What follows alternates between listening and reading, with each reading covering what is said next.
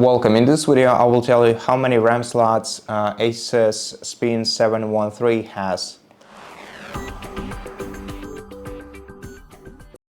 So this particular model doesn't have RAM slots. Instead, it uses onboard built-in memory that is not upgradable.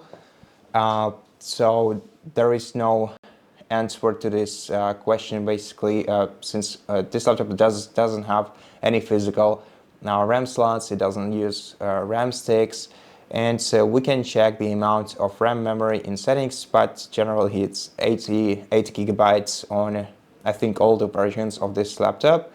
So we can check the diagnostics, and here we can see that this device has 8 gigabytes of available memory, and we cannot upgrade it. And that's it. Thank you for watching this video. If it helped you, please consider subscribing to our channel, leave us a like in the comment below, and I'll see you in the next one.